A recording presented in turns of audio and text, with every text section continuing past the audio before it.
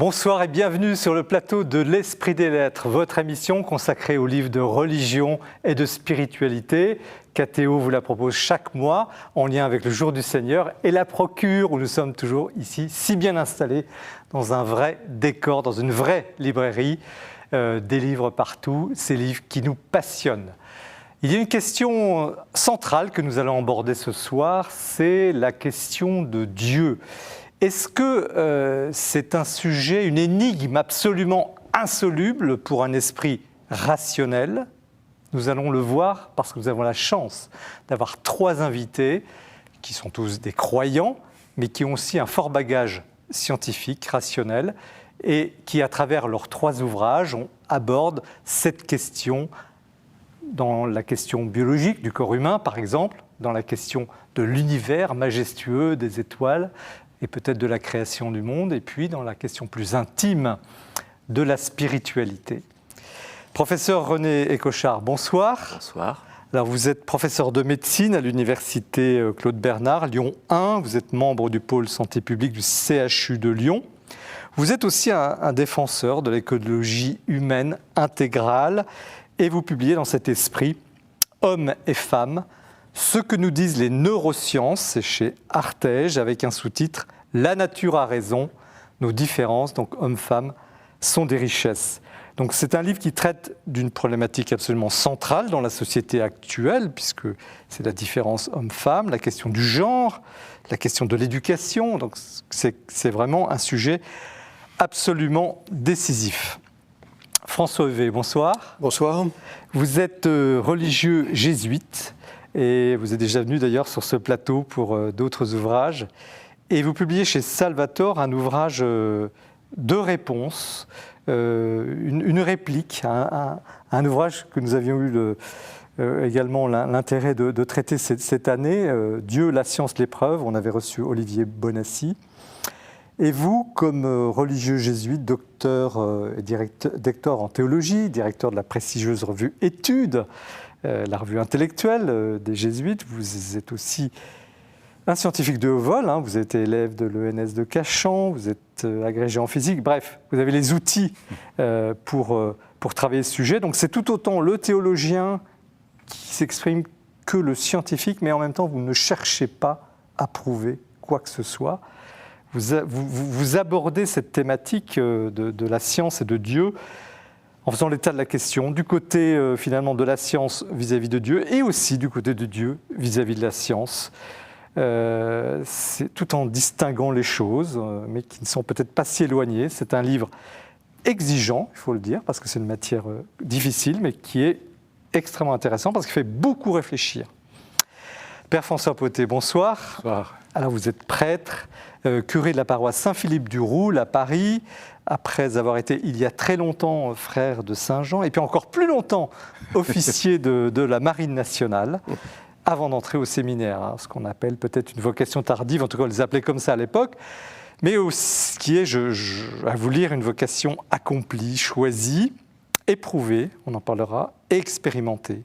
Et vous racontez cela dans un petit livre concret, brûlant, sur la vie du prêtre, pas au ciel, mais vraiment sur la terre, je dirais dans le détail.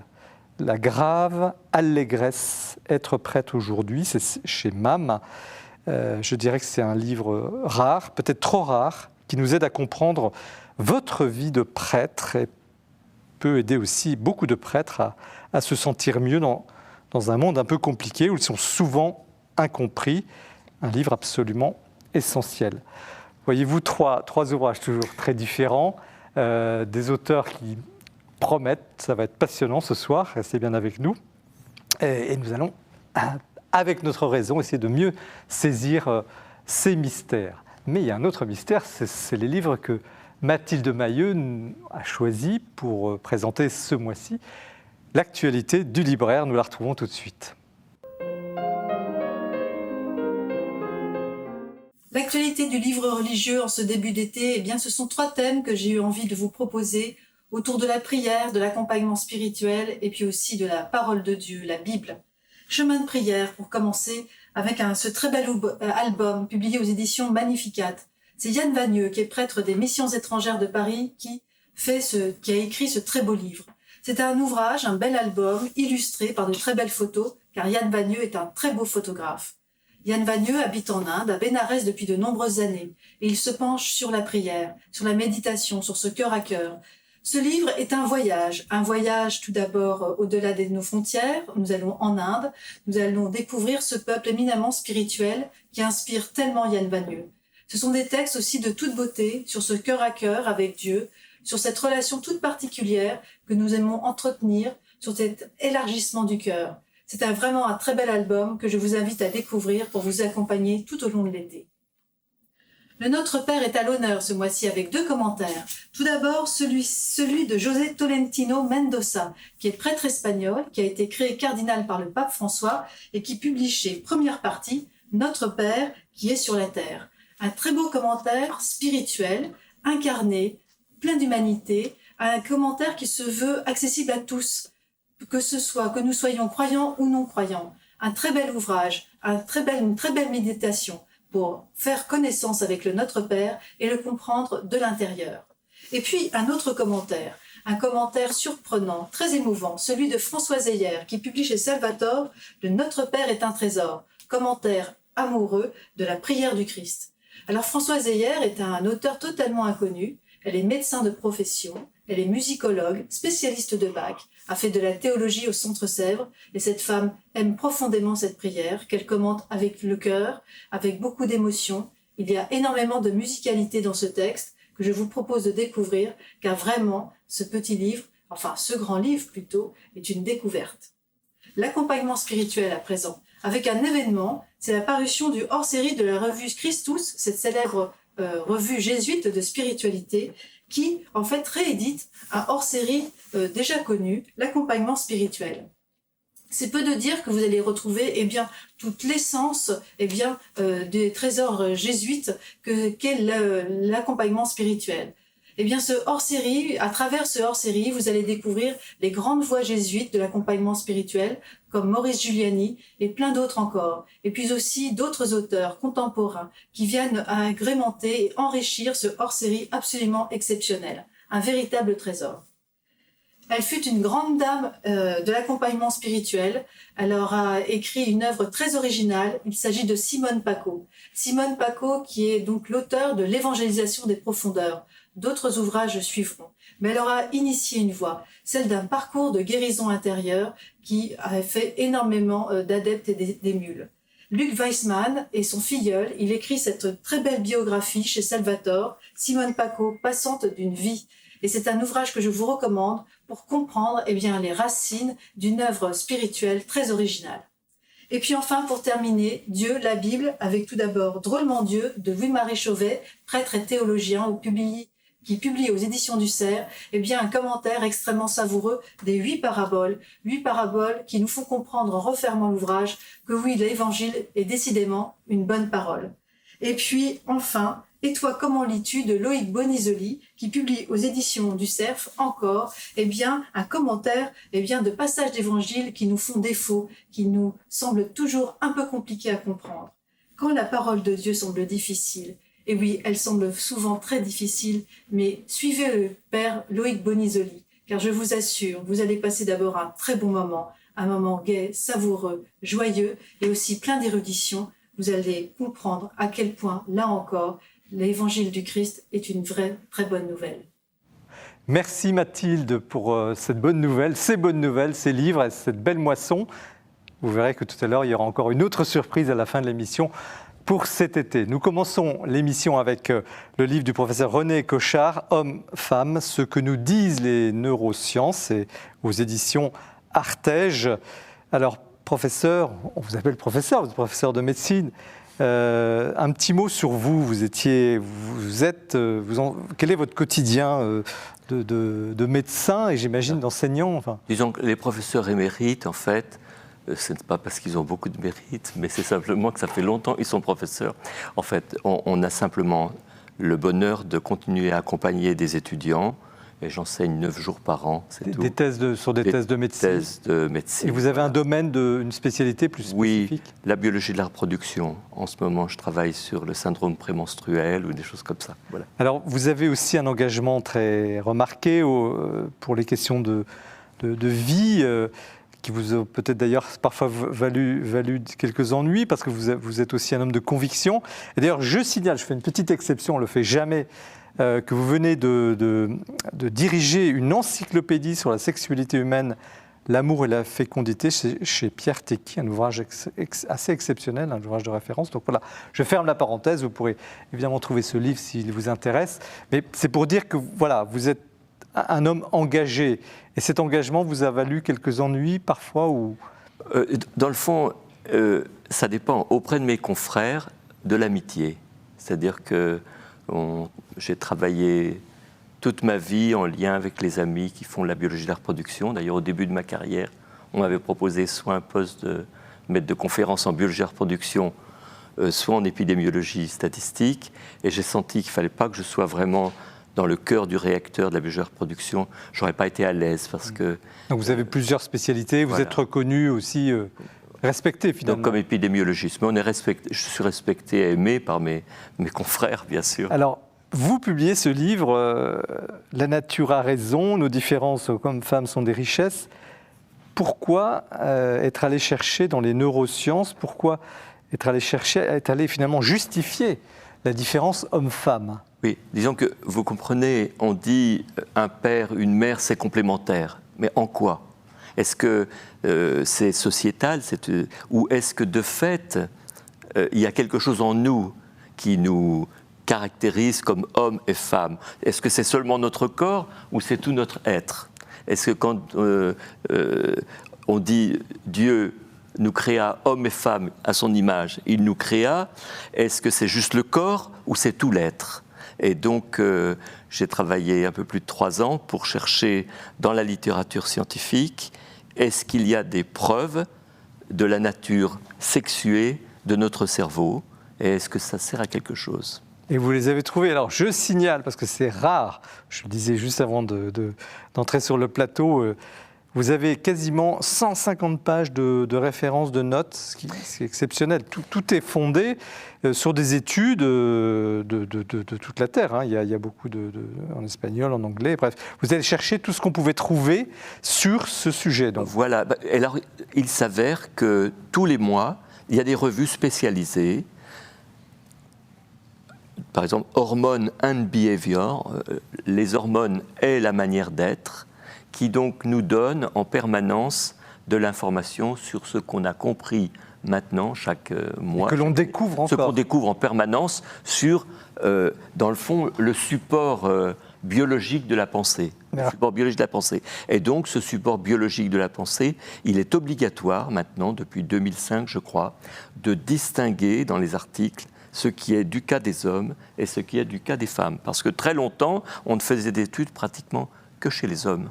Alors qu'avez-vous découvert sur cette différence homme-femme, inscrite, d'après ce que vous dites, dans l'intime même des cellules, dès le départ? Disons que, vous comprenez, il y a un développement par notre éducation, mais d'un inné, c'est-à-dire qu'à la naissance, nous sommes déjà des petits gars ou des petites minettes sous l'effet de nos chromosomes qui agissent sur notre cerveau par les hormones. Et donc, de fait, notamment des Anglais, Baron Cohen et toute son équipe, ont réussi à prouver qu'à la naissance, nous avons déjà certains éléments. Donnez-nous un exemple. Un exemple j'ai trouvé très très beau, c'est que, on le sait, les femmes sont empathiques. Les femmes ont ce don de lire dans le cœur des gens et de sentir si quelqu'un a un manque. C'est un don, n'est-ce pas? Eh bien, il est enlevé à l'homme par la testostérone in utero, il est freiné de manière à ce qu'il y ait justement toujours, je crois, cette complémentarité entre l'approche affective et un certain recul. Mais rassurez-nous, est-ce que les hommes sont empathiques? Yes, vraiment. Bon. Les hommes sont empathiques, mais les hommes sont plutôt empathiques pour le lointain en moyenne. Tout cela n'est que des moyennes. Les femmes sont plus empathiques en moyenne pour le proche, et les hommes, nous sommes plus empathiques pour le lointain. Mais un livre comme ça, parce que vous développez ça au fur et à mesure, effectivement, et c'est passionnant quasiment du plus petit stade de l'embryon jusqu'à l'adolescence et même plus Ou la loin. grand-mère, oui. Est-ce que vous allez contre l'égalité vous faites une sorte de sexisme, vous êtes contre l'égalité homme-femme, non? Contre l'identité, vous voulez dire. Déjà l'égalité, puis Voilà. l'identité. Mais deux l'égalité, sujets. en fait, vous savez ce qu'on dit.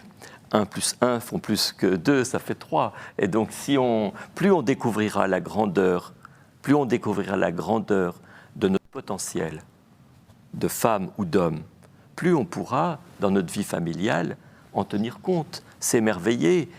Moi, d'ailleurs, Oui, ça m'ouvre à l'émerveillement. Ça n'est pas quand même l'ordre des choses actuelles. La tendance dominante, c'est de dire il y a une égalité, peut-être justement par effet d'une histoire, d'une culture où les hommes ont trop dominé les femmes. Mais il est bon, je pense, de tenir compte des travers qu'on peut avoir. Hein. Toujours, il y a des travers. Mais l'essentiel, il me semble, c'est de découvrir ce qui est comme potentiel. C'est pas du tout... Les travers existent, évidemment. Mais regardez, quand on élève un petit gars ou une petite minette, eh bien, on peut voir qu'il a des désirs, des inclinations plus particuliers. Eh bien, on va l'aider à développer tout ce potentiel.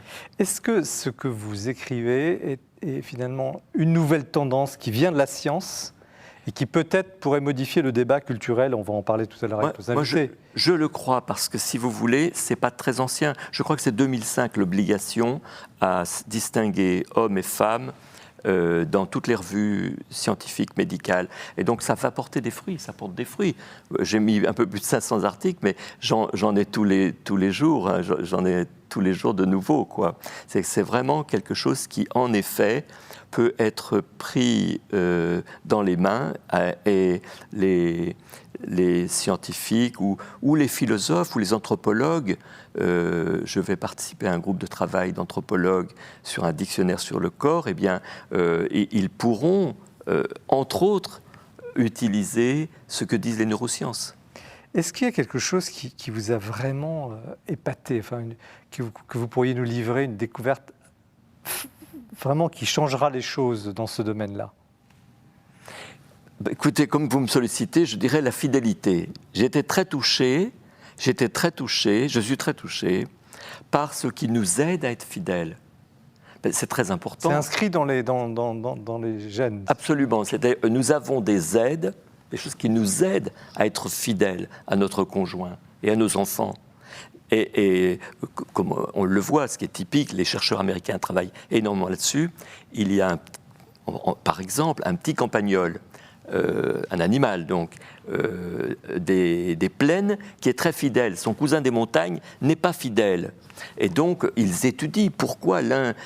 En somme, nous avons génétiquement des choses qui nous inclinent à la fidélité, mais on peut les gaspiller, ou alors on les développe. Est-ce qu'il y a des conséquences sur la question de, vous l'aviez déjà un petit peu évoqué, mais de l'identité profonde? Est-ce que on est encore au XXIe siècle finalement dans une sorte de balbutiement? Parce que quand on vous lit, on se dit, mais au fond, toutes ces découvertes, c'est même pas, oui, c'est microscopique. Enfin, je ne sais pas quel est le niveau de mesurable. Pourrait révolutionner même la psychologie, l'éducation, la perception même de l'homme et de la femme dans une société.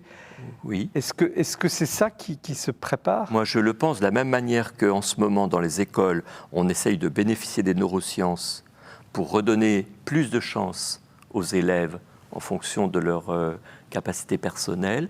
De la même manière, prendre en compte les richesses des neurosciences pour adapter notre éducation. Vous savez, je ne pense pas que les neurosciences découvrent mieux qui est l'homme que nos philosophes, etc. Mais ils nous confirment ce qui est juste. Regardez, je lisais récemment ce que disait saint Thomas d'Aquin sur l'éthique à Nicomaque. Et je me disais, mais c'est pas possible. Il avait lu les neurosciences, parce que l'analyse qu'il faisait sur l'acquisition était tout à fait ce qu'on pourrait lire comme produit des neurosciences. Donc, moi, je sens beaucoup de bon sens explicité par les neurosciences. Alors, je vous laisse parler, mais les neurosciences, comment vous pourriez les définir? Parce que tout le monde n'est peut-être pas au clair là-dessus. Vous savez, neurosciences, donc c'est la science du système neurologique. Par exemple, vous voyez, on parlait de l'empathie. Eh bien, nous avons dans notre cerveau des zones qui s'occupent de cela. Hein?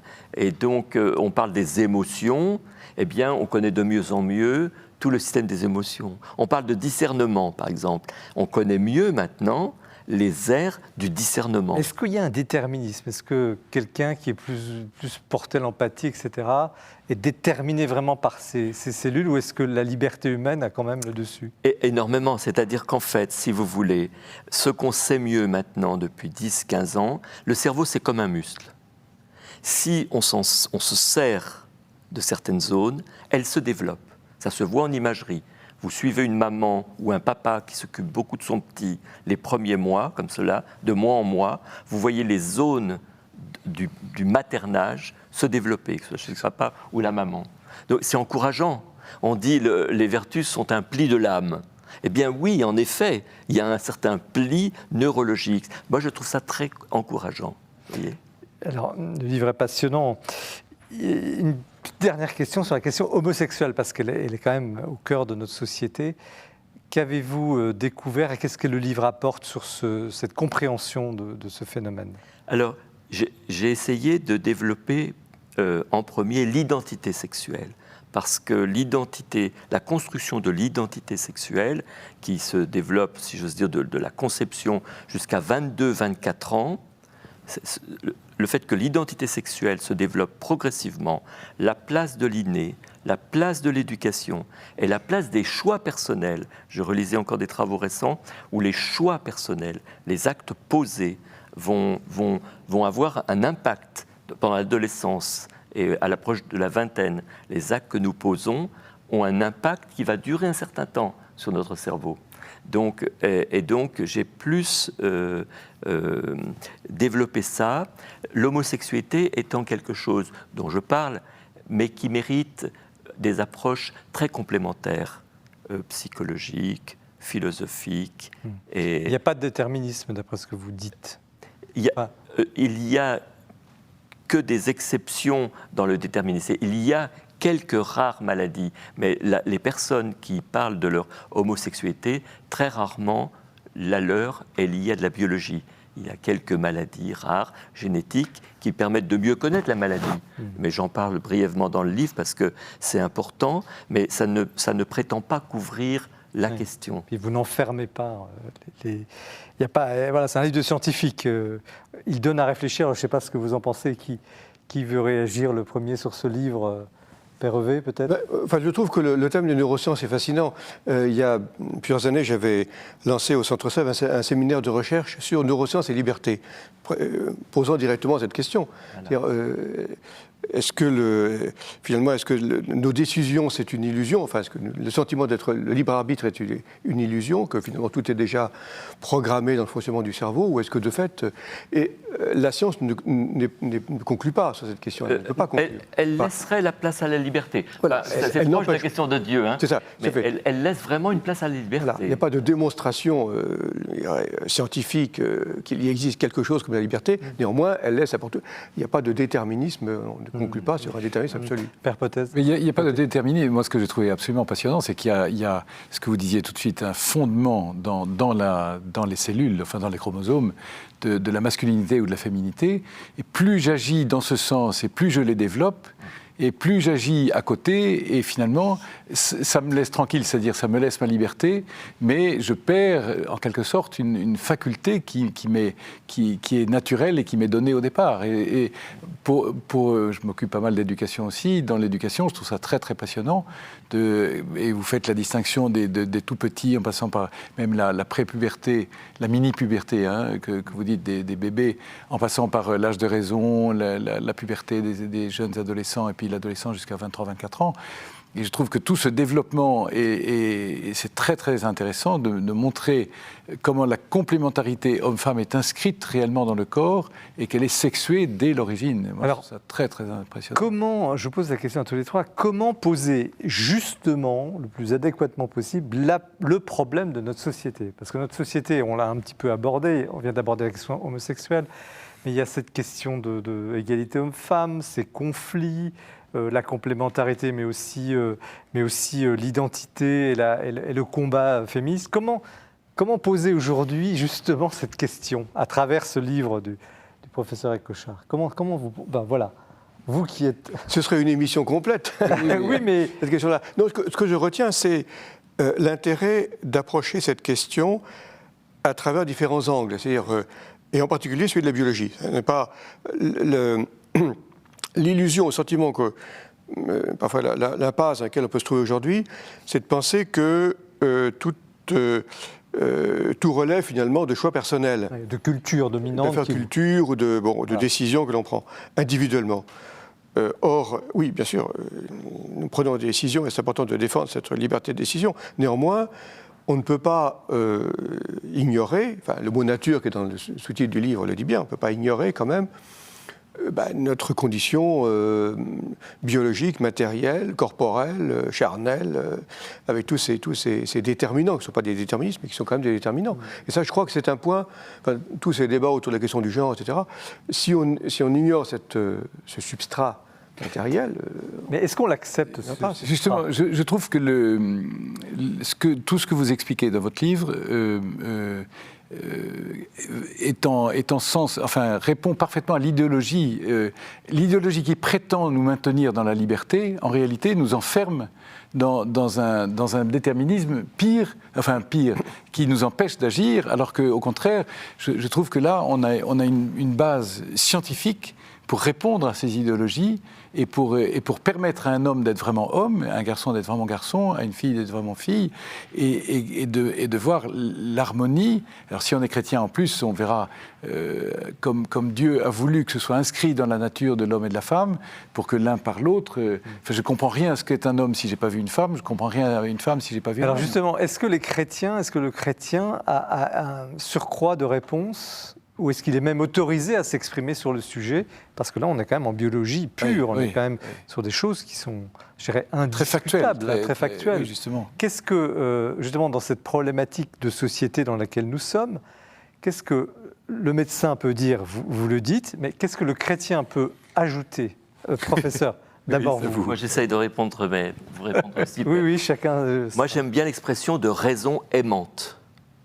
C'est-à-dire que, c'est Benoît XVI, c'est-à-dire que il s'agit... Je suis un peu prétentieux avec ce livre, dans le fond, d'oser.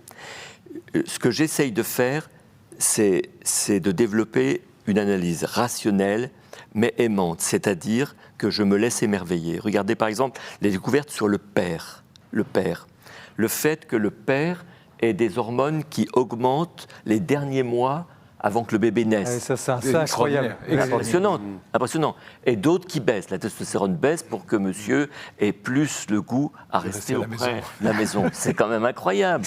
Le fait que sa prolactine se développe, ce qui nous encourage à prendre soin de notre femme ou notre petit. Donc, là, si je dis raison aimante, c'est se réjouir de ce qui est beau, donne envie de traîner sur ces articles et de mieux les approfondir. Moi, absolument, je trouve que c'est ce qui m'a le plus touché. François Veuve, est-ce qu'il y a une dimension chrétienne dans cet émerveillement, dans se rendre compte, comment rendre compte de cette découverte très biologique avec un regard chrétien ou une approche chrétienne? Oui. Dans les problématiques actuelles. Bien sûr, oui. Alors, je dirais, il y a d'abord toute la réflexion chrétienne, toute la tradition chrétienne sur ces matières qui doit être prise en compte et qui mérite d'être défendue aussi. On a réfléchi depuis quelques siècles sur la question. Que de fait, oui, alors ça anticipe un peu sur la suite, mais que la prise au sérieux de la connaissance scientifique pour la réflexion sur l'humain, prendre au sérieux les connaissances scientifiques est une des caractéristiques de la tradition chrétienne aussi. Il n'y a pas Oui, mais, justement à... alors, est-ce qu'elle n'est pas un peu has-been quand même? Parce qu'on va dire, encore un livre écrit par un catho. Oui, mais justement, je trouve que qui c'est pas un livre chrétien. C'est un livre scientifique. J'ai essayé de ne pas... Oui, c'est un Et livre je trouve ça très intéressant, justement. Le chrétien peut s'y retrouver parce qu'il trouve un fondement scientifique à ce qu'il peut dire par ailleurs, au point qu'il a appris en théologie ou qu'il a appris par l'expérience éducative ou par la spiritualité. Mais c'est un livre qui n'est pas les cathos parlent aux cathos. J'ai essayé parce que... Justement, je trouve ça... C'est une commande d'un... j'ai un de mes collègues qui m'a dit, René, quand tu écris quelque chose qui n'est pas spécifiquement chrétien, fais-le moi savoir. Oui. Et j'ai été touché par ce qu'il m'a dit, parce que je parle d'écologie humaine, mais avec beaucoup de fondements chrétiens. Bon. Et il est très attiré. Et il m'avait dit, si tu peux écrire pour tous, quoi, ça m'intéresse. Et du coup, j'ai essayé de ne vraiment... d'essayer de ne pas faire quelque chose maison, quoi. Alors, je vais vous poser une dernière question, parce que le temps passe trop vite, déjà trop vite. Parce que vous qui nous regardez, vous êtes parents, grands-parents ou pas, en tout cas, nous sommes tous confrontés à ces problèmes d'identité dans la société, posés par la question du genre, la question de l'homosexualité, par de multiples questions dans la vie, avec des difficultés, des couples qui explosent. Enfin, on n'est pas dans une société évidente. Et puis la question de l'éducation. Comment justement parler à un jeune de sa croissance, de cette question homme-femme? Alors, c'est la dernière question. Une réponse ou un conseil peut-être à des parents, des grands-parents confrontés à ce problème éducatif qui peut-être peuvent s'inspirer aussi de ces découvertes. Qu'est-ce que vous auriez si vous aviez un conseil? On commence par vous. Déjà, de savoir qu'on élève un petit gars ou une jeune fille qui a un potentiel en elle qu'elle peut développer. Sous-entendu, vous voyez, je trouve que les garçons, nous avons un potentiel que j'essaie de décrire, qui est extraordinaire, et ne le laissons pas en jachère. Donnons aux gars la possibilité de développer. Et lorsqu'on défend les femmes contre je ne sais quelle agression, c'est très important, mais il faut aussi promouvoir la féminité et les potentiels de féminité et de maternité qui s'expriment dans toute la vie, en dehors même de la maternité. Et ces potentiels-là sont extraordinaires. Et donc on parle parfois de vraie féminité, de vrai féminisme. Bon, développons un vrai féminisme qui aide la personne à développer toutes ses aptitudes hormonales. Père Hervé. Vous, Père. Tout à l'heure, on parlait d'accompagnement. Et je trouve que aussi, ça rejoint ce que vous disiez, c'est à la proximité. Être proche de ses enfants et ses petits-enfants, etc. Il y a quelque chose auquel nous sommes portés probablement spontanément, mais qui justement est à développer, est à encourager. Vous êtes un éducateur. Enfin, en tout cas, on dit que vous l'êtes, c'est vrai, je crois. Expliquer à un garçon ou à une fille pourquoi il a telle ou telle réaction, et comment c'est fondé avec simplement un phénomène d'hormones, c'est très éclairant de savoir ça. Et qu'il n'est pas enfermé dedans, mais qu'il a la capacité d'accueillir cette réalité pour la développer et développer ce qu'il y a de meilleur en lui. On rejoint l'émerveillement dont on parlait tout à l'heure et je trouve qu'on encourage et on lutte du même coup contre le féminisme qui veut écraser la masculinité ou le contraire. On a deux merveilles, mais qui sont merveilleuses que si c'est l'une par l'autre et l'une pour l'autre. Je trouve ça extraordinaire, moi. Alors, on va continuer sur ce mot émerveillement, avec la question de la science. Maintenant, on va se projeter un peu dans l'univers avec le Père Hervé dans le prochain plateau. Merci, professeur René Cochard, pour ce livre, Hommes et femmes, ce que nous disent les neurosciences, chez Artege. Alors, vous êtes très modeste, vous avez eu le prix Jean-Paul II récemment, qui a couronné cet ouvrage. Je le mentionne parce que c'est un livre remarqué, effectivement, qui est rare dans ce domaine. Comme vous disiez souvent, les cathos, on les imagine scientifiques. Ça va être le sujet du prochain plateau. Mais c'est l'heure maintenant du coup de cœur où nous retrouvons notre cher Bertrand Deschamps qui nous a préparé une petite surprise, comme à chaque fois. Nous sommes habitués à voir sa silhouette apparaître lorsqu'il y a de grands événements importants au Vatican. On ne le présente plus, sympathique, jovial, c'est Bernard Lecomte. Je pourrais dire que sa devise serait « changer le monde ». En effet, parmi ses plus grands livres, ce sont le parcours d'hommes providentiels à un moment donné dans l'histoire. c'est évidemment sa magnifique biographie Jean-Paul II, qu'il a publiée puis réécrite et augmentée après la mort de Jean-Paul II en 2005, que l'on trouve en folio et qui est vraiment la biographie de référence. Autre homme providentiel qui a changé le monde, Mikhail Gorbatchev, personnage un peu plus oublié aujourd'hui, et pourtant, qu'aurait été le destin de l'Europe et du monde en 1989 si Gorbatchev avait décidé d'intervenir autrement, militairement, on ose y penser. Et puis donc Bernard Lecomte publie ces jours-ci un magnifique livre qui s'appelle « Ces chrétiens qui ont changé le monde ». De quoi s'agit-il? Il s'agit de 12 portraits, 12 comme les apôtres, de personnalités très diverses, très variées, qui ont en point commun d'avoir vécu au XIXe et XXe siècle. Le livre s'ouvre sur Anne-Marie Javoué, peu connue, qui a beaucoup œuvré contre l'esclavage, et le livre se clôt sur Mère Teresa, une autre femme qui s'est consacrée à la pauvreté, et là dont la figure est amplement connue. Et puis, on y trouve par exemple pêle-mêle le cardinal Etchegaray, que Bernard Lecomte a bien connu et qui a joué ce rôle important que l'on sait d'ambassadeur de Jean-Paul II à travers le monde. Il y a aussi la statue tutélaire du général de Gaulle, vue en tant que chrétien, et puis, plus oublié, mais ô combien magnifique pour les amateurs de poésie, Marie-Noël, la vieille dame d'Auxerre, sur laquelle Bernard Lecomte écrit de très très belles pages. Vous l'avez compris, c'est un livre tout à fait passionnant et réussi parce que Bernard Lecomte sait raconter. C'est un conteur, un narrateur, comme le fut en son temps Alain Decaux ou plus récemment Frédéric Mitterrand. Ils savent trouver la formule, donner le souffle qui nous accroche. Alors, tous ces personnages, ces 12 personnes ont fermé les yeux sur un monde qui n'est plus le nôtre, mais je trouve bon de leur redonner toute leur place, de leur place d'engagement dans l'histoire, avec cette volonté, se dire qu'on peut influer sur l'histoire et en changer le cours. Merci Bertrand pour ce portrait. Bernard Lecomte, nous l'avons reçu sur ce plateau, un très bon confrère et effectivement des livres toujours riches et très bien racontés. Nous poursuivons l'émission avec le livre de François Heuvet, avec la participation d'ailleurs d'Étienne Klein, qui est un physicien renommé. La science, l'épreuve de Dieu, point d'interrogation, c'est chez Salvatore une réponse au livre « Dieu, la science », l'épreuve que nous avions traitée cet hiver. Alors, un petit mot sur vous, Père Heuvet. Vous êtes connu quand même, vous êtes directeur de la revue Études, mais il y a un jésuite, il y a un philosophe aussi, et puis un scientifique en vous. Alors, qui êtes-vous ? C'est une confession. Pourquoi pas ? Mais je suis effectivement physicien de formation. C'est mon premier parcours.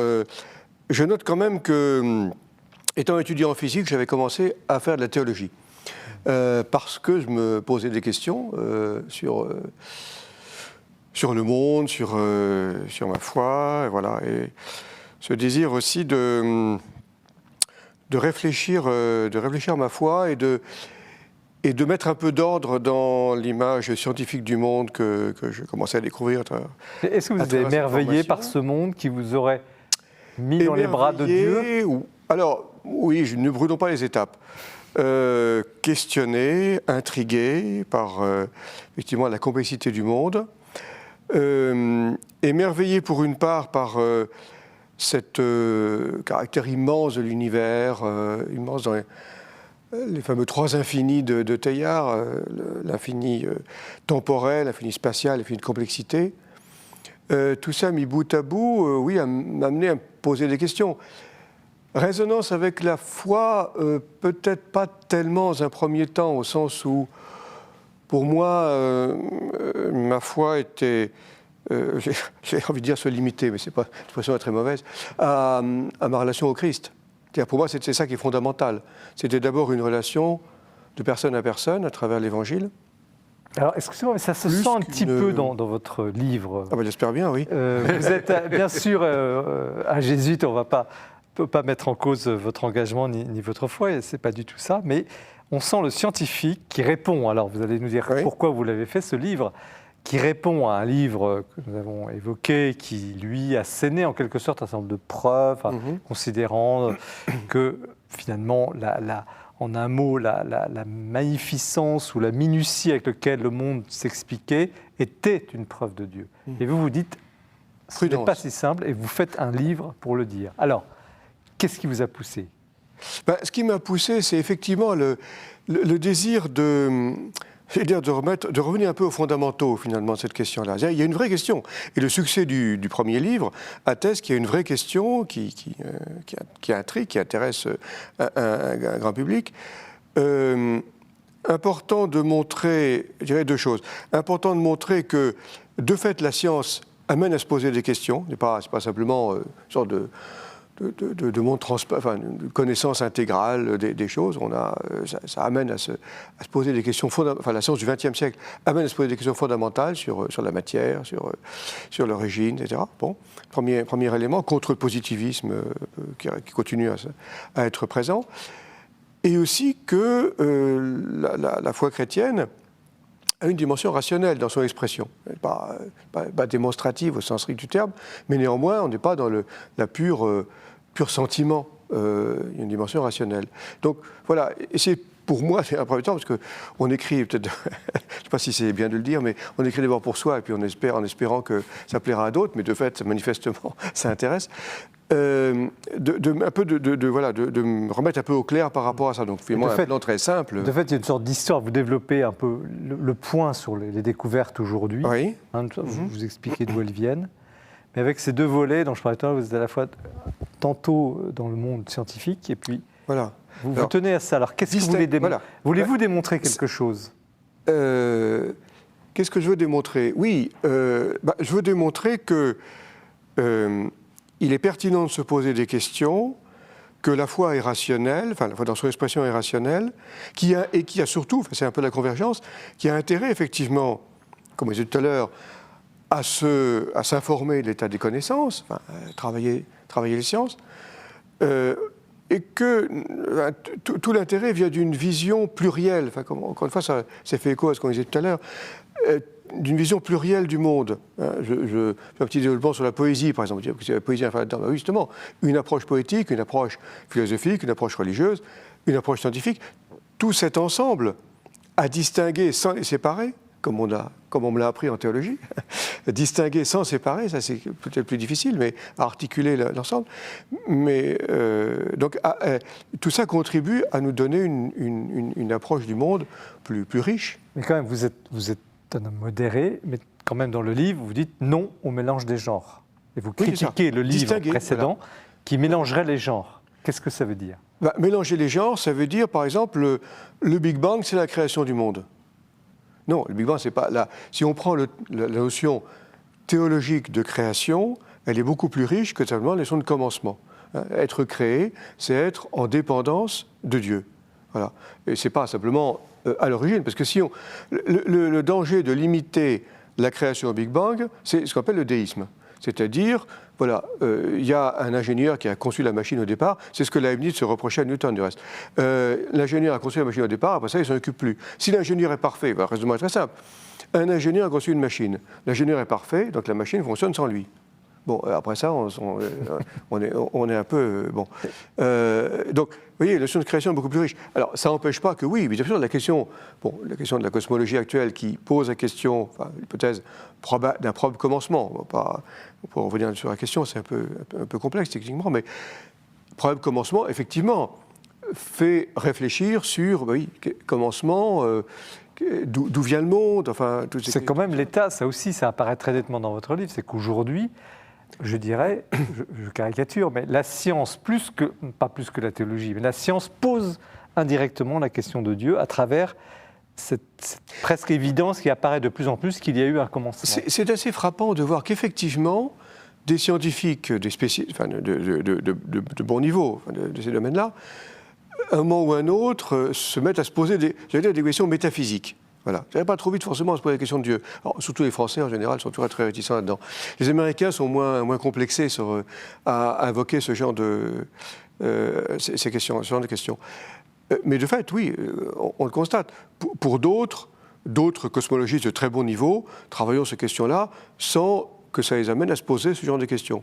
Bon, ou ils en resteront à un niveau philosophique, pourquoi pas. Enfin, là-dessus, je respecte tout à fait les... Est-ce qu'il est louable tout de même, je reviens au livre que vous critiquez, de tenter une synthèse, de tenter de trouver des liens entre le résultat que vous expliquez très clairement dans votre livre des dernières découvertes, et puis cette volonté, plus qu'une volonté, un besoin de l'intelligence de se dire, mais au fond, ce monde, est-ce qu'il a été créé, est-ce qu'il est absurde? Donc, l'idée d'essayer de trouver une synthèse, c'est quand même intéressant, non?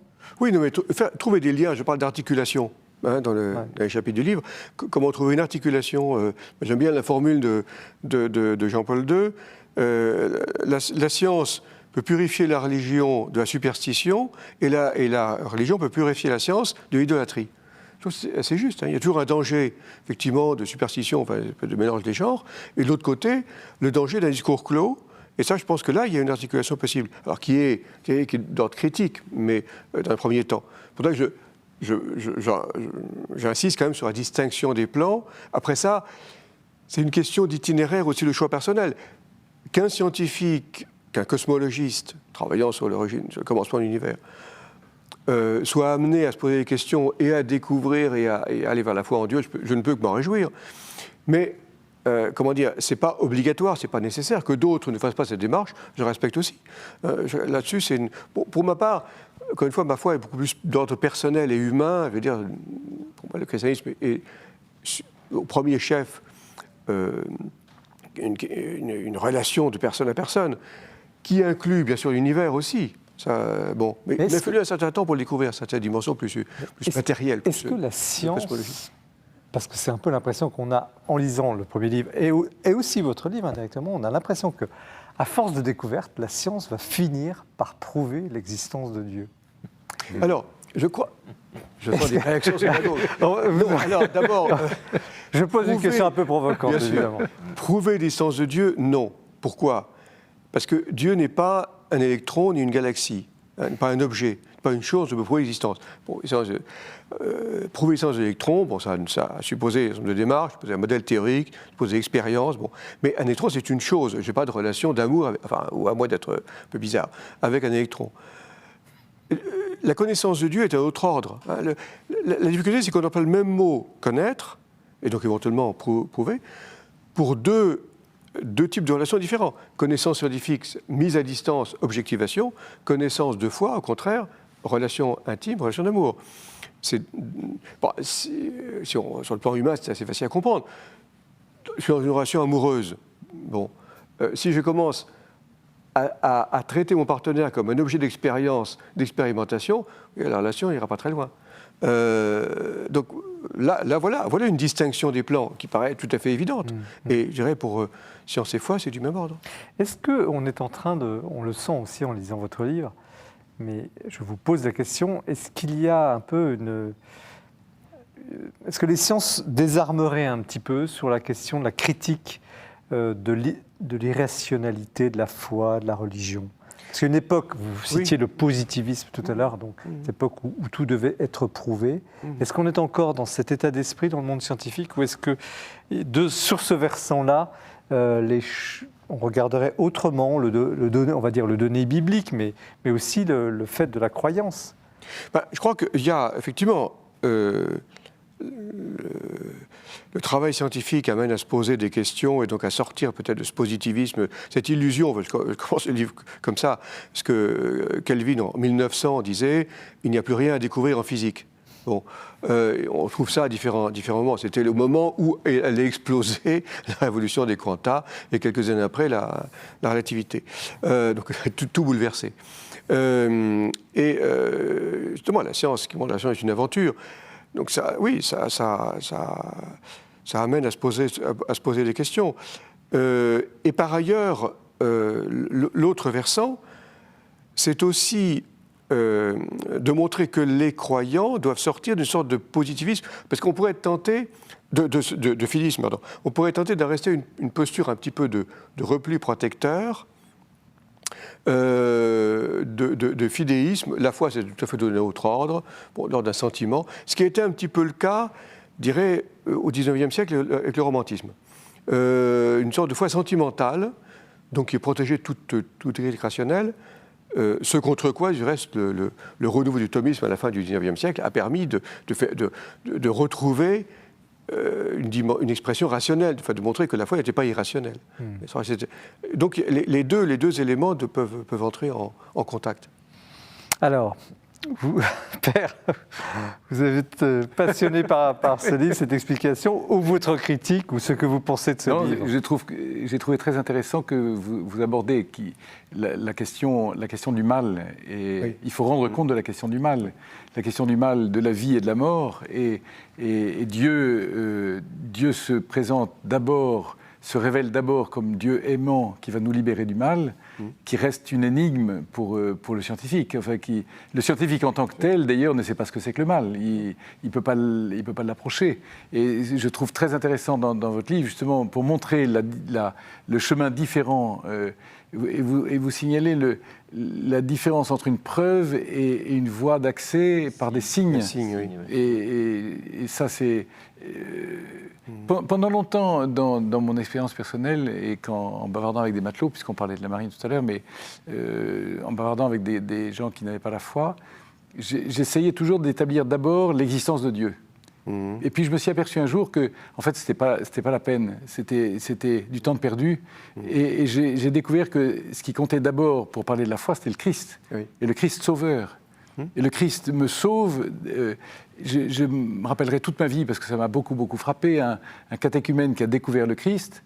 Et comme souvent, je lui demandais, mais qu'est-ce qui t'a conduit à la foi?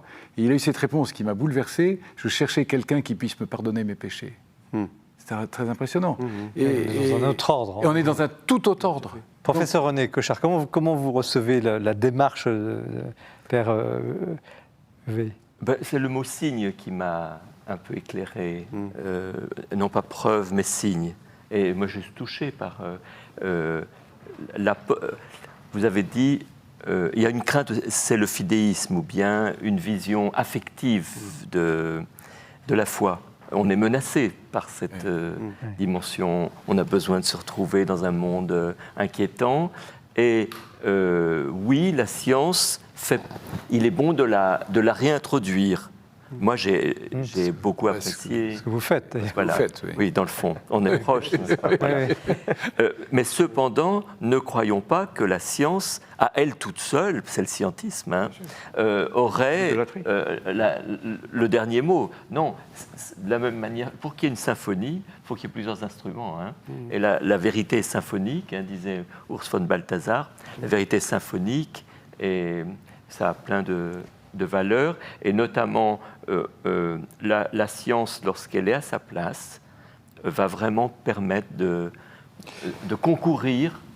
Je ne sais pas si je... Oui, non, mais Et donc, oui, les résultats scientifiques nous donnent un signe et qui va être important, mais on le voit bien, la question, c'est le Christ, c'est l'adhésion au Christ. Alors, vous parliez de prouver l'existence de Dieu. Je pose la question aux jésuites, puis je vous poserai aussi la question, est-ce qu'il est possible, avec des outils rationnels, qui ne sont pas forcément scientifiques au sens de la physique, mais aussi peut-être de la philosophie, de la métaphysique, voire de la théologie, de prouver l'existence de Dieu? Je pense que vous qui nous regardez, vous vous posez la question. Ah ben là, oui, bien sûr. Alors, est-ce que c'est possible ou pas avec l'esprit humain? Effectivement, saint Thomas, c'est un texte vous le développez d'ailleurs, la sociologie que je présente, développe 5 voies, effectivement, qui présente, il emploie le mot prouver, probari, qui a un sens, je pense, plus faible que le preuve scientifique au sens strictement nécessaire. D'abord, il est évident que le lecteur à l'époque de saint Thomas et pour son lecteur, l'existence de Dieu va de soi. La question n'est pas de démontrer à partir de quelqu'un qui serait athée, l'amener à la reconnaissance de Dieu, mais de quelqu'un qui croit en Dieu, montrer justement que sa foi sera encore plus riche lorsqu'il l'aura déployée sur différents axes rationnels. C'est ça la démarche de saint Thomas. Et de fait, c'est ce qu'on a prouvé en faisant la théologie. Bon, une foi un peu spontanée, mais quand arrivent des questions, on ne sait pas très bien comment répondre. Le fait d'avoir une révélation théologique, donc rationnelle, instruite par la philosophie, permet d'enrichir sa foi. Donc de ce point de vue-là, c'est tout à fait légitime. Non pas comme une preuve définitive, mais simplement comme le fait, effectivement, de se poser des questions, oui. Comment Dieu agit dans le monde, où trouver des traces de l'action de Dieu, c'est pas simplement une affaire purement intime dans l'âme, etc. Mais vous disiez, Père Potès, ça ne prouve rien d'une certaine manière. Vous avez été confronté à cette expérience. Et puis surtout, on ne convainc Mais ça prouve quand même quelque chose. Oui, ça prouve que l'intelligence est capable d'atteindre la nécessité d'une origine. Mais cette origine, les religions l'appellent Dieu, mais la science ne l'appelle pas Dieu. Mais c'est bien le sujet de notre débat. On est au cœur du sujet. Oui, mais ma question, c'est est-ce que par la raison, même la personne dont vous parliez tout à l'heure, vous dites qu'il a été convaincu par le Christ qui lui pardonne ses péchés, vous le dites, est-ce que la raison est capable j'aurais presque d'aller saluer, d'aller serrer la main de Dieu? Enfin, je pose la question un peu de façon imagée, mais... Vous disiez tout à l'heure, la question de Dieu n'est pas seulement la question du commencement, c'est la création. On est dans un vocabulaire religieux, on n'est pas dans un vocabulaire scientifique. Mais est-ce qu'on n'a pas trop distingué? Vous disiez, il faut faire attention, il faut distinguer sans séparer. Est-ce qu'à force de trop dire, nous les théologiens, nous les scientifiques, est-ce que finalement on arrive... Non, parce que... Pardon. Non, allez-y. Non, mais justement, il y a une harmonie, c'est ce que vous soulignez. C'est qu'il y a une harmonie, mais à chacun de suivre sa route pour faire, comme vous disiez, une harmonie de concert, de symphonie, pour se rejoindre. Mais ce qui a le dernier mot quand même, c'est la révélation sur Dieu. C'est Dieu qui se révèle. Enfin, surtout pour nous, les chrétiens, c'est Dieu qui se révèle. Le scientifique peut se poser des questions et chercher ce qu'il y a derrière cette réalité qu'il étudie. Mais pour ceux qui ne croient pas, regardez, parmi oui. qui nous regardez, il y a des enfants, des jeunes adultes aujourd'hui dans une société qui ne croient pas. Ils disent, prouvez-nous, on veut bien croire, alors. Moi, personnellement, ce que je ressens, excusez-moi, mais ça permet d'entrer en dialogue. Oui. Je ressens ça. Oui. Le fait de poser des faits rationnels, moi, j'aime beaucoup, pour entrer en dialogue. Indépendamment du fait que moi, personnellement, j'aime aussi beaucoup la dimension rationnelle de l'existence de Dieu, dans cette recherche d'harmonie. Une sorte d'harmonie. J'aime beaucoup la chambre de Raphaël, on l'appelle, je crois, au musée du Vatican, où il y a ces dimensions, la philosophie, l'art, concourent à nous annoncer Dieu. Vous voyez, l'art, la science, la philosophie, la théologie, concourent pour nous annoncer Dieu, qui est beaucoup plus grand, et qui est un être qui nous aime et qui nous... Voyez. Mais donc, moi, je ressens utile pour entrer en dialogue. Moi, mes amis à l'université sont avides d'entrer en dialogue. Ils aimeraient, beaucoup de mes amis, aimeraient retrouver l'espérance en Dieu. Mais il y a une sorte de rideau de fumée le positivisme a envahi l'enseignement et on donne des raccourcis faux. Un phénomène français, vous disiez? Oui, pour une part, oui. Enfin, on trouve ça un peu partout, oui. Mais en tout cas, je reviens un petit peu à votre marin. Parce que ce qui joue un rôle important, c'est l'entrée en relation. On parlait de dialogue. Effectivement, instaurer un dialogue, instaurer une relation de personne à personne. Et c'est dans la confiance de la relation instaurée qu'effectivement des éléments, bien sûr, de contenu vont venir. Alors, après ça, selon les tempéraments et les relations des personnes, on parlera de différents sujets. Mais la question du mal, effectivement, j'ai tenu à en parler, parce que souvent, dans les affaires sciences-religion, on n'en parle pas. La question du mal. Ça m'est frappé depuis longtemps. Et pourquoi on ne parle pas du mal? Or, c'est ça la difficulté principale. Et donc, parce que de fait, oui, le mal, on n'explique pas, donc on bute là-dessus. Bon. Et donc, osons poser la question, et on arrive effectivement à ce genre de déclaration. Et à ce moment-là, une fois, je veux dire, la glace brisée, on peut effectivement introduire des éléments plus rationnels, cosmologie, etc. Mais ça, pas comme première... Alors, il y a une confusion sur le mot preuve. Il y a une confusion sur le mot. Qu'est-ce qu'on entend exactement par preuve? Qu'est-ce qu'on veut prouver? Et c'est là qu'à mon avis, il y a une ambiguïté. Alors, parfois, Dieu met les pieds dans le plat, si je puis dire, avec les questions des miracles. C'est un sujet que vous traitez, où là, l'ordre biologique semble bouleversé par une intervention. On n'a pas le temps de développer ça, mais vous l'avez traité. Pourquoi avez-vous abordé ce sujet? Parce que ça fait partie des questions. Vous posez les questions que les gens se posent, c'est une question que les gens se posent. Et votre réponse en quelques mots sur c'est un signe. C'est un signe. Donc ça suppose une interprétation. Une guérison, disons, énigmatique, une guérison inexpliquée, pour prendre un mot peut-être technique, inexpliquée, je peux très bien y reconnaître l'action divine. Si alors, les miracles, c'est bénéfique, hein, c'est pas catastrophe ou un miracle. C'est bénéfique, je peux l'interpréter. Si un médecin me dit, mais ça pour moi c'est simplement une guérison expliquée, très bien, je respecte. D'ailleurs, la formule utilisée par l'Église, au stade des connaissances actuelles, voilà. Le fait est inexplicable. Le fait est inexplicable. Peut-être une dernière chose sur le miracle, c'est que c'est peut-être quelque chose en avant de nous, c'est-à-dire qui nous oblige au moins à comprendre que nos connaissances sont insuffisantes et que la raison peut être tirée au-delà d'elle-même. Je crois que c'est ça. Aussi, la résurrection, évidemment, est rationnellement impossible, et pourtant, peut-être que c'est possible quand même. Enfin, je veux dire, quelque chose qui doit nous inviter à aller plus loin que simplement, je veux dire, l'image un peu à deux dimensions que nous avons spontanément. Alors, votre livre nous amène plus loin, mais il faut déjà qu'on s'arrête d'en parler. On va parler du livre du Père Pottet tout de suite. Une dernière question à vous trois. Est-ce que l'émerveillement dont vous avez parlé, peut-être en parlant de votre vie au début, l'émerveillement devant ce monde, devant la microbiologie comme devant les astres, est-il une illusion ? Pourquoi serait-il une illusion ? Je vous pose la question. On peut toujours dire que c'est une illusion. C'est comme on peut dire la liberté, c'est une illusion. Mais non, c'est pas une illusion pour moi. C'est tout. Je veux bien répondre à cette démonstration. Enfin, vous savez que pour nous aider à aller l'un au-devant de l'autre, biologiquement, on est attiré par la beauté et la vulnérabilité. La beauté, c'est ce qui nous émerveille. Et la vulnérabilité, c'est ce qui appelle notre empathie.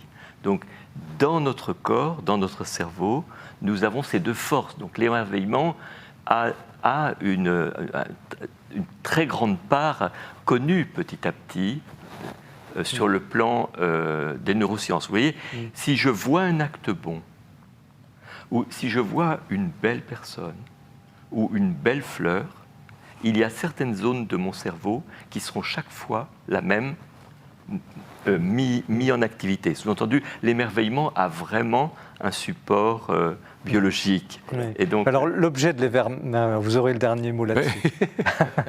On tourne toujours autour du même sujet. Ce qui permet de rejoindre les deux livres d'ailleurs, c'est que l'émerveillement est réellement une voie d'accès. L'émerveillement devant le premier livre à ce sujet est extraordinaire parce qu'il y a une foule de détails qui sont décrits et qui montrent quelque chose de tellement extraordinaire. Et l'émerveillement, pour moi, est vraiment une voie d'accès à l'existence de Dieu. Sans doute pas une preuve, mais une voie d'accès, certainement. Merci. Merci François Heuvet pour ce livre passionnant. Oui. Il se termine par l'interview d'Étienne Klein sur l'état des recherches aussi très intéressantes. Donc la science, l'épreuve de Dieu au sens d'une épreuve, c'est une réponse au livre de Dieu, la science, l'épreuve. Donc chez Salvator, nous poursuivons l'émission avec le livre du Père François Pottet, La grave allégresse. Vous allez saisir le sens de ce titre, un livre absolument, vraiment très impressionnant. Mais je vous avais promis une petite surprise, c'est que Jean-François Rode vous a préparé lui aussi une sorte d'ordonnance. Il a fait le tour des rayons, il s'est dit qu'est-ce que je vais pouvoir conseiller pour cet été, nous l'écoutons. L'été est propice aux bonnes lectures et je vous propose 4 œuvres qui sont à la fois très intéressantes et très importantes et que vous pouvez mettre dans vos bagages. Je commence par Vers l'implosion, entretien sur le présent et l'avenir du catholicisme de Daniel Hergulager et Jean-Louis Schlegel. Ce sont 2 sociologues qui analysent donc la situation du catholicisme en France et qui portent un diagnostic extrêmement sévère en montrant son effacement et sa sortie un peu de la culture contemporaine. Ils montrent aussi que le catholicisme est un peu beaucoup même éclaté quand on analyse les réactions très diverses face à la fermeture des églises pendant la pandémie ou face au rapport de la CIA sur les abus sexuels. Beaucoup de lecteurs, dont moi-même, trouveront que ce livre ne rend pas justice à la vitalité, en fait, actuelle du catholicisme réel et contesteront un certain nombre de ces prises de position.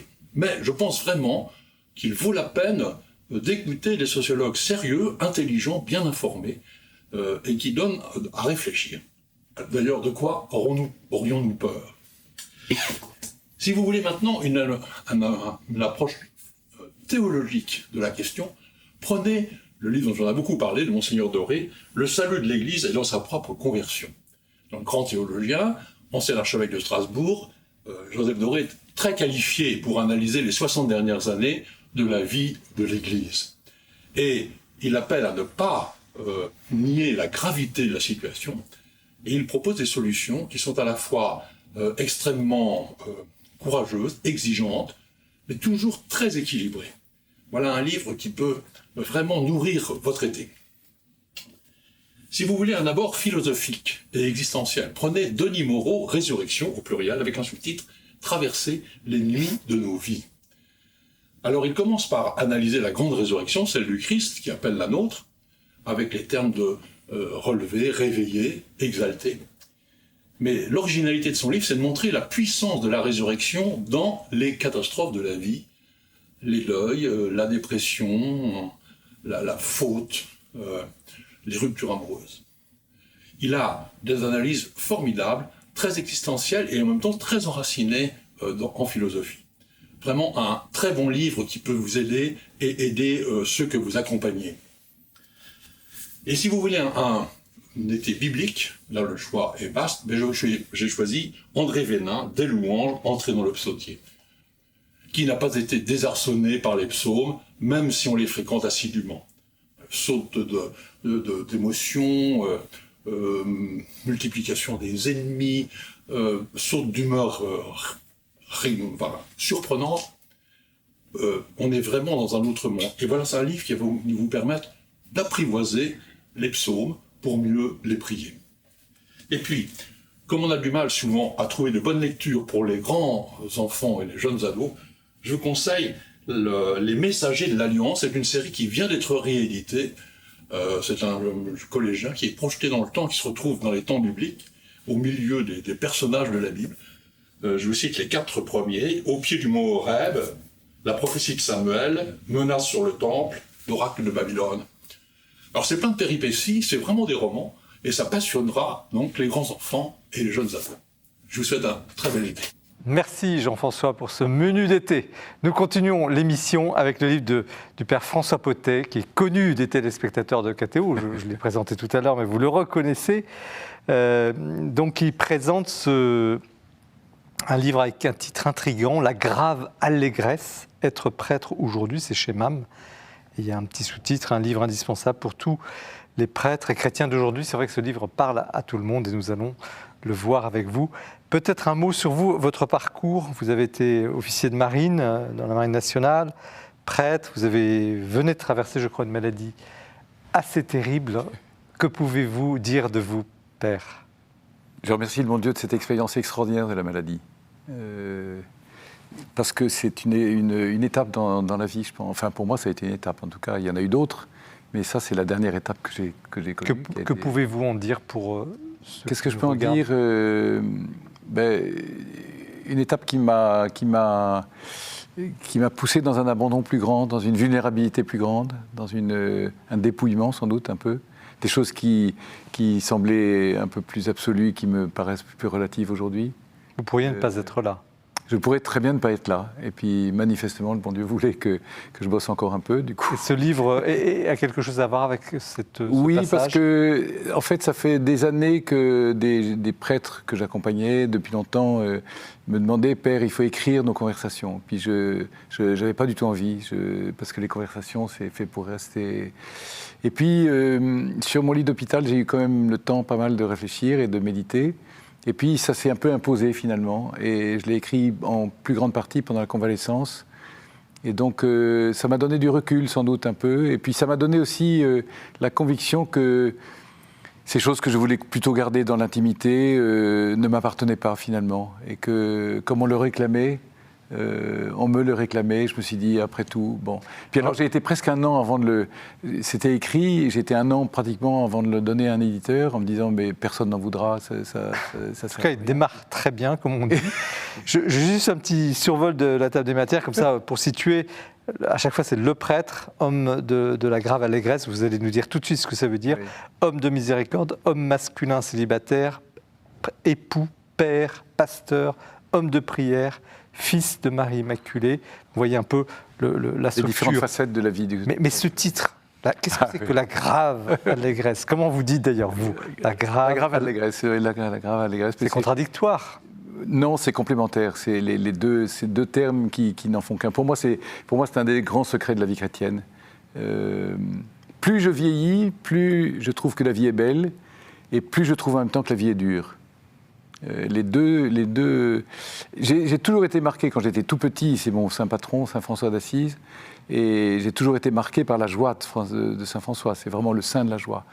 Et quand j'étais tout petit, j'ai découvert les Fioretti de saint François. Je pense que je l'ai découvert par là. Et en particulier, ce passage extraordinaire où François parle à frère Léon de la joie parfaite. Et où la joie parfaite selon saint François est tout sauf une espèce de petite joie, gaieté, légère et superficielle. Il est allé chercher les secrets de la joie dans les grottes de l'Alverne, dans les profondeurs de la passion du Christ. Et François avait les larmes aux yeux en permanence, et en même temps c'était un homme joyeux en permanence. Ça m'a toujours beaucoup frappé, ça. Et si j'oublie la gravité du péché, de la mort, ma joie devient exubérance et elle n'est plus chrétienne. Et si j'oublie la victoire du ressuscité dans la douleur et dans les peines, ça devient désespoir, les angoisses de notre monde d'aujourd'hui, et c'est plus chrétien non plus. Et je pense de plus en plus que la joie chrétienne, c'est cette alliance entre la douleur, en tout cas de ce côté-ci de la tombe. Il y a la douleur et le poids de la mort et du péché, de la maladie, de la souffrance, et puis en même temps, déjà la victoire du ressuscité qui transfigure toute chose. Est-ce qu'aujourd'hui, cette douleur, cette difficulté que vous décrivez, que tout le monde comprend évidemment, s'applique aux prêtres? Est-il encore possible aujourd'hui d'être prêtre? Après toute cette actualité terrible que nous avons je pense que oui, et non seulement je pense que oui, mais je voudrais enthousiasmer des jeunes à embrasser cette vie-là si Dieu les y appelle, et des jeunes prêtres qui sont un peu bouleversés, un peu secoués par les temps qui courent, ça c'est certain, les enthousiasmer aussi à dire d'abord ne soyez pas étonnés d'être un peu secoués, parce que le Christ nous a jamais promis une vie facile.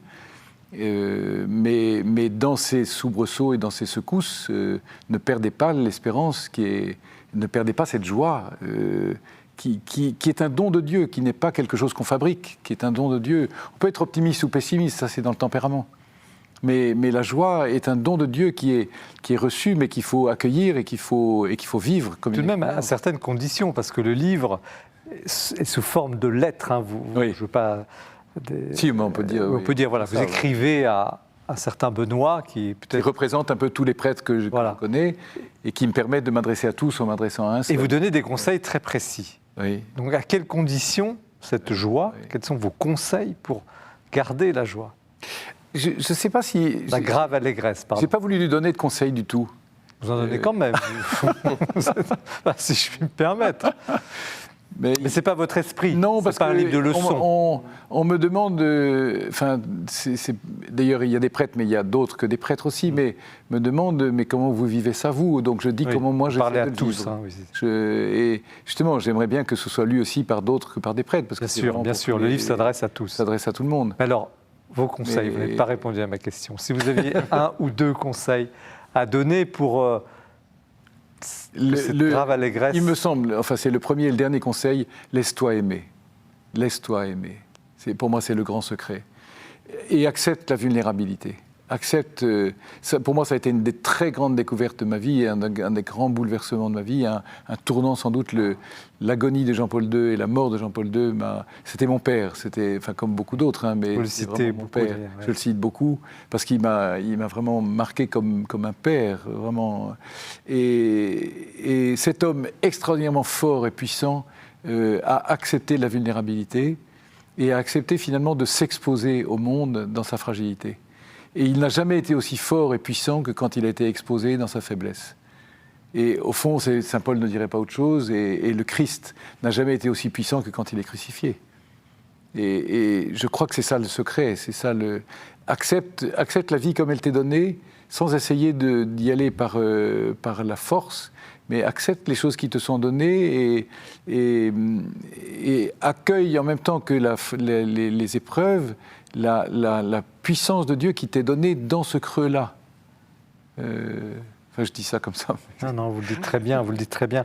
Il y a un autre aspect du livre qui est je disais en lançant l'émission, c'est un livre qui va dans le détail, pas des détails impudiques, c'est pas du tout l'esprit, mais vous allez quand même assez profondément sur les questions d'équilibre psychologique du prêtre, même d'ailleurs de tout le monde, de la vie affective, de l'importance de la vie sexuelle, enfin de cet équilibre en tout cas. Comment vous pourriez nous dire en quelques mots la clé au fond de ces questions-là? Là, je vais revenir au premier livre dont on a parlé tout à l'heure, mais cet équilibre de l'homme prêtre célibataire, dans l'Église romaine en tout cas, nécessite absolument une expérience et un amour de l'harmonie du masculin et du féminin. J'aime pas dire que le prêtre est célibataire, il est marié, bien marié, autrement que tout le monde, mais c'est-à-dire il est réellement homme masculin par rapport à l'Église féminine. Il y a cette relation de l'un à l'autre, qui est la relation du Christ à l'Église, et j'écris quelque part que le prêtre doit aimer l'Église plus encore qu'un mari aime son épouse. C'est-à-dire il y a quelque chose qui est charnel entre le prêtre et l'Église. Qui est aussi le prix de sa fécondité, d'une certaine manière. Oui, absolument. Mais ce qui suppose absolument, et ça j'ai vu tellement de drames, ce qui suppose absolument un équilibre affectif, et que avant d'entrer dans le séminaire et dans la vie, il est déjà éprouvé, expérimenté cette harmonie du masculin et du féminin. Non pas en ayant des expériences sexuelles ou autre chose, mais en ayant éprouvé dans son être l'appel, le désir du don, qui ne se situe pas simplement comme une envie, mais comme un désir de don, et comme une expérience de ce qu'il est, une force de don. Vous dites finalement, n'entrez pas trop vite au séminaire. Ah oui. Mais moi, je pourrais en envoyer 15 au séminaire tous les ans sans aucun problème. Je les chauffe un peu, je vais les chercher là où il faut les chercher. J'ai aucune difficulté. Mais je n'ai pas le droit de faire ça. Je les accompagne, il faut les aider. Et il faut les aider à découvrir, à connaître le monde, à connaître leur vie, à connaître les fragilités, mais aussi les forces qui sont présentées. Et il faut aimer ce monde auquel le Seigneur nous envoie.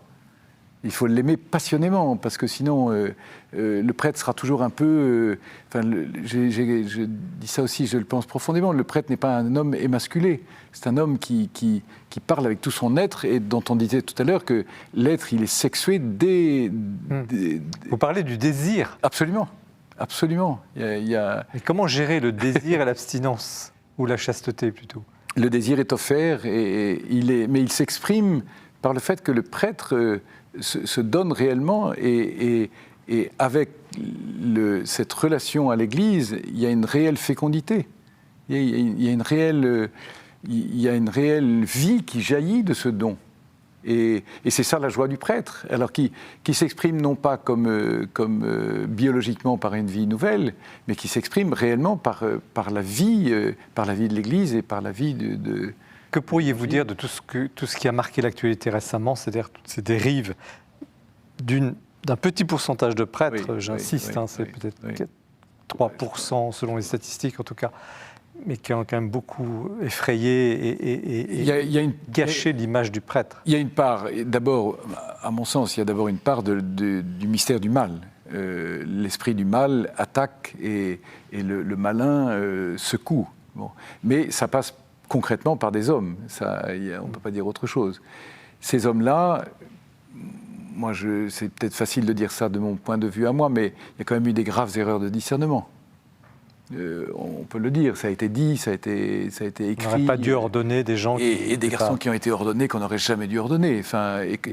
Alors il reste certaines choses que peut-être on n'a pas vues parce qu'on ne pouvait pas les voir ou qu'on ne s'est pas mis en situation de les voir. Et puis, je pense, des prêtres qui ont été mis dans des situations de solitude, d'isolement. Et avec le phénomène j'y vais avec beaucoup de prudence parce que ça nous guette, mais le phénomène de la starification, de la star, vous savez, le gars qui est mis en avant tout le temps, qui est mis sur un piédestal, et un jour ou l'autre, il va se casser la gueule parce que... Et vous dites qu'il y a des départs de jeunes prêtres, il y a trop de départs de Bien sûr, il y a trop de départs. Même aujourd'hui. Bien sûr. Et évidemment, c'est une tentation terrible. On a si peu de prêtres aujourd'hui, on voudrait en faire. Mais bon sang, ça ne se fait pas, les prêtres. Ça se reçoit. Et il faut accompagner des jeunes sur le chemin que Dieu leur donne, mais ça ne se fait pas, ça ne se cultive pas. On accompagne des garçons, parmi lesquels je suis convaincu que Dieu appelle beaucoup, mais il faut les accompagner sur ce chemin avec du discernement et avec beaucoup d'équilibre humain. Je suis heureux quand on me dit votre truc c'est très incarné, parce que c'est ce que je voudrais. Le prêtre est un homme normal, enfin c'est un homme ordinaire qui porte un trésor surnaturel à travers ses faiblesses. C'est ça qui est incroyable. Père François, je vous vois acquiescer.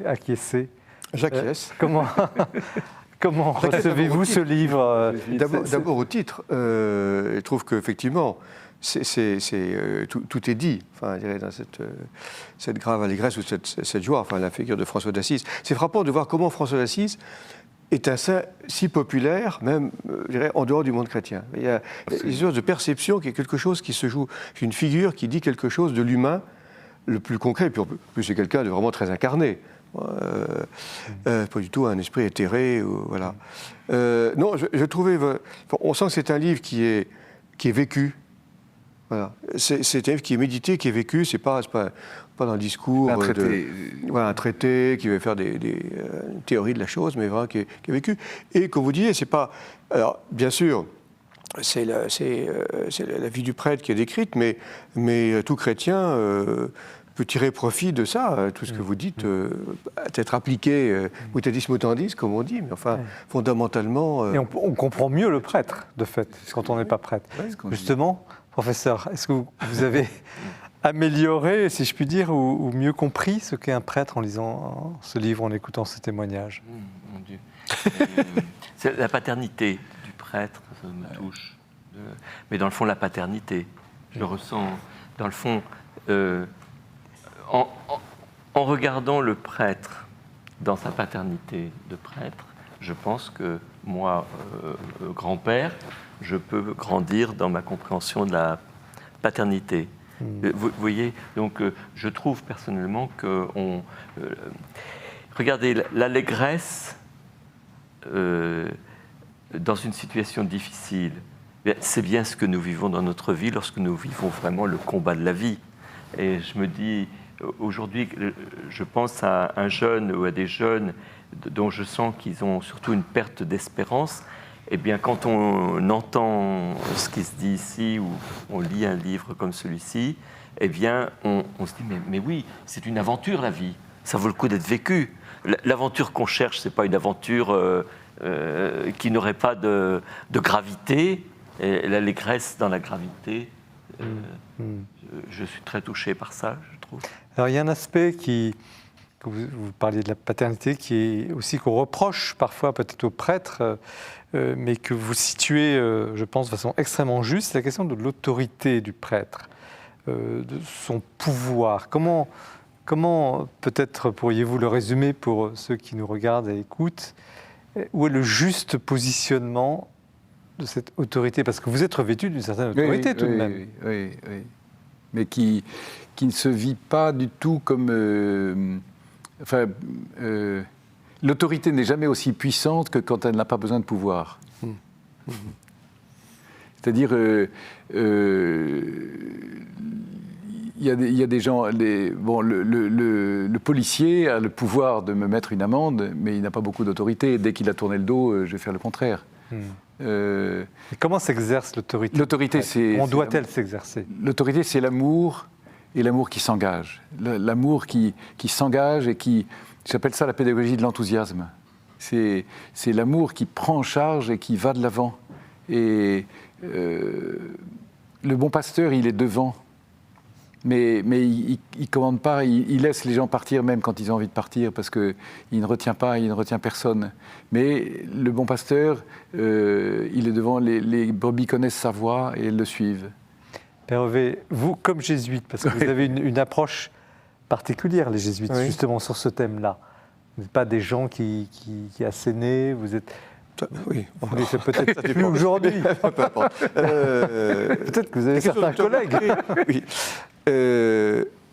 Oui, de fait, c'est un peu énigmatique, l'autorité. Je pense à cette phrase de l'Évangile, d'où lui vient cette autorité? Qu'est-ce qui fait qu'on sent qu'il y a des personnes qui ont de l'autorité? Mais ce n'est pas parce qu'ils ont été formés, hein, voilà. Mais il y a des figures d'autorité. Et c'est donné, enfin, je trouve. Alors après ça, bon, il y a aussi un parcours, mais... Il me semble, l'autorité, c'est le père. Le père n'est vraiment père que quand il est fils. Je reprends l'image de Jean-Paul II, qui avait une paternité extraordinaire, une autorité fantastique, mais il était comme un petit enfant devant la Sainte Vierge. Il était toujours avec cette il était vraiment fils profondément. Humble. Et humble. Et quand il parlait de son cardinal Wyszynski, il était toujours le fils. Il restait, il demeurait. Et il y a quelque chose qui se transmet comme ça. On est dans un courant qui monte. Et c'est pour ça que je me permets de parler de mes pères et de mes mères aussi, qui m'ont beaucoup marqué. Parce qu'il y a vraiment une filiation qui se transmet comme ça. Vos pères et mères biologiques et spirituels. Spirituels, tout à fait. Sans qui vous ne seriez pas... Sans qui je ne serais absolument pas le prêtre que je suis aujourd'hui, ça c'est sûr. Alors vous, le père de famille, comment vous réagissez? Père et grand-père. Père et grand-père. Vous le disiez, vous parlez de la paternité. Oui, mais...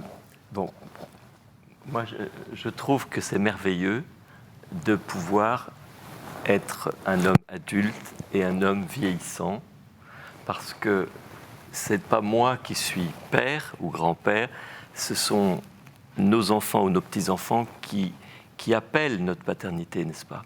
Et donc c'est merveilleux. Et donc, une fois de plus, voilà encore une raison d'espérer que j'ai envie de communiquer aux jeunes. Un jour tu seras père, un jour tu seras grand-père. Donc ça vaut le coup tout ce que tu fais, chercher ton métier, choisir vraiment une épouse avec qui tu peux construire une belle aventure, etc. Parce que être père, être grand-père, c'est merveilleux, mais c'est pas une autorité que nous exerçons.